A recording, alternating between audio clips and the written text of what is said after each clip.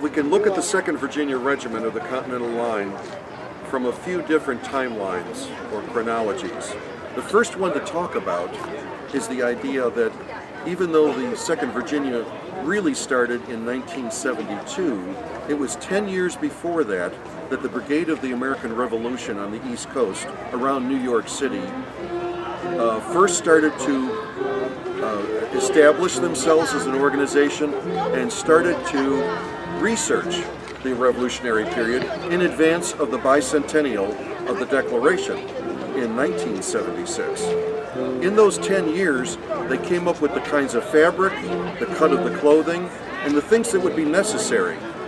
The original 2nd Virginia Regiment became members of the brigade within 2 years of their having formed here in the western suburbs of Chicago. I have a list here of various other things and activities that happened. One of the activities, obviously between 1962 and by the 70s, was the centennial of the American Civil War. Many of the earliest members of the 2nd Virginia had been Civil War reenactors. Another thing to consider was the Civil War Roundtable that took place in downtown Chicago at the Chicago Public Museum at Washington and Michigan Avenue. On the second floor is the Grand Army of the Republic room. That is where the roundtable took place. We have people in 1972 to 1974 establishing the 2nd Virginia, and that would be Bill Sullivan, Bob Walter, and Ward Schmiedel. We also have collectors that were members of the Company of Military Historians, and it would be the Midwest chapter of that organization that also had Bob Gramberg and George Androne. That group of 5 people were the ones that were dedicated to researching the specific regiment that I'm talking about. Another thing to consider is where the original group would have come from that were in the war.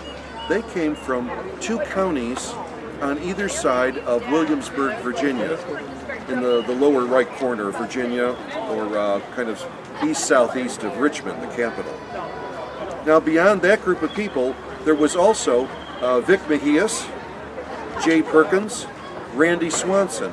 All 3 of them had been in the Civil War reenactments, and had also been members of the 104th Regiment of Illinois in the Civil War, and 2 of them, not being Randy Swanson, members of the Company of Military Historians. I'm trying to give you a background here because it was very important to understand the amount of scholarly knowledge that was being brought to the 2nd Virginia. The choice, by the way, of the 2nd Virginia, at least early on, it's changed a little bit, the focus has in the last 25 or 30 years. The beginning of it was the fact that a detachment of the 2nd Virginia in July of 1779 was with Anthony Wayne, often called Mad Anthony Wayne, a major general of the war, who wanted to storm the redoubt and the fort at Stony Point, which is just south of West Point along the Hudson River, on the west side of the Hudson River. And that was why they were dedicated to the 2nd Virginia Regiment. Also because the 1st, the 2nd, and the 3rd Regiments of Virginia saw action from the time that they met at Cambridge, Massachusetts. George Washington had just become the commander-in-chief, and by February of 1776 had joined the Continental Army. Prior to that, they were a state regiment. They would go all the way through, be captured at Charleston, and after being captured at Charleston by the British, they will be reinstituted as a group that will dig the redoubts on the French artillery side of the battle at Yorktown, Virginia, the last major battle. So there were remnants of the 2nd Virginia from the earliest days of Massachusetts all the way down through the Carolinas and back up to that area. Now, by the time I reach the 2nd Virginia. It was already May and June of 1975. And we also had at that time Paul Rickard and Parker Leinhardt. Parker Leinhardt was a drummer boy at the end of the Civil War centennial and became our drummer boy. Jim Naraki, who is the person who got me involved in this, was also in the regiment by the end of 1974. In 1975, I joined first, and then later that year we had John Tracy, Herb Alberts, Jim Lynch, and Jim Gott all joined the 2nd Virginia, so we now had more than 2 full ranks of 4 men plus an officer. And beyond that, in the first rank, of course, was the commander beyond that officer.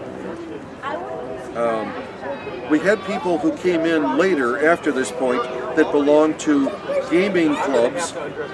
What those were at that time, before there was the internet and all of these electronic games, is imagine having a table and you played moving pieces around, military pieces, and there were lines drawn onto the table, A1, A2, A2, A3, B1, B2, and you were on the telephone back in the 1970s and 80s, and you would communicate that way where your piece should go, and then the person you were talking to on the phone would move their piece. That was one of the groups. Collectors, people that collected militaria, whether it was the weapons or the clothing, the helmets, the accoutrements. A lot of people joined the 2nd Virginia because of that. And of course, as you might imagine, there were also people who were just enthralled by the time period for one reason or another, which actually I turned out to be, because Vic Mejias, who was my sergeant back in 1975, he asked me if I would start to research what a surgeon was like. And in 1976, when 6 of us actually were in the parade at Philadelphia on July 4th of 1976, I went from there down to Washington and I saw this equipment at Walter Reed Hospital, because the military museum dedicated to medicine was still there. Now it's been moved in the last year a little bit further into Maryland because Walter Reed is being shut down. Then I went to Williamsburg and I was able to talk to the herbist at the Pasteur Galt Apothecary at Williamsburg, Virginia. And I learned more about how to use that equipment. And I've been doing that for, we're talking about 35 years now that I've been doing that. Other people have taken on other very specific roles as well.